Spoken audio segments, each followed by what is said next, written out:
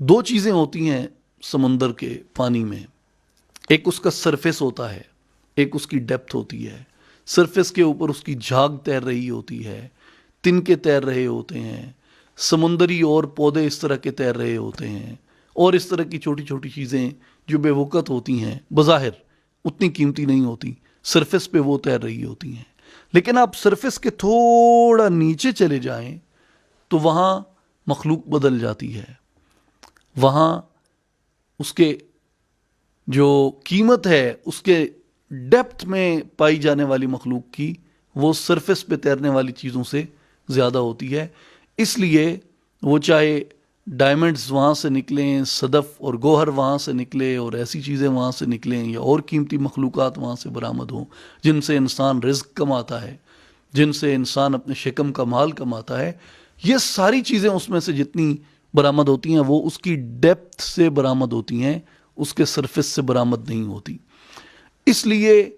قرآن کریم کے متعلق بھی جو ہمارے اکابر کا، ہمارے بزرگوں کا، ہمارے اسلاف کا رویہ تھا، وہ اس کی ڈیپتھ میں اترنے کا تھا، اور جو ہمارا رویہ ہے، ہم اس کے سرفیس پہ بھی کبھی جی چاہے تو چلے جاتے ہیں، اور وہ بھی کشتی رانی کے بہانے، ثواب کمانے کے بہانے ہم کہتے ہیں کہ جی ٹھیک ہے تلاوت کر لی جائے۔ لیکن جو اس کا معنی ہے، جو قرآن کا مفہوم ہے، جو قرآن ہمیں ڈیلیور کرنا چاہتا ہے، جو قرآن ہمیں بتانا چاہتا ہے، جس انقلاب کو ہمارے وجود میں موجزن کرنا چاہتا ہے، جس تلاطم کو ہمارے سینے کے اندر ابھارنا چاہتا ہے،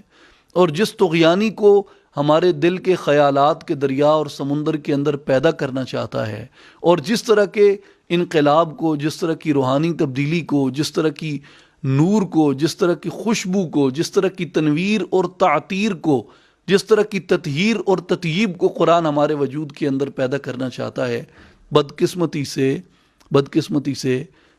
امت کا دامن اس سے بہت کمزور نسبت کے ساتھ کھڑا ہے۔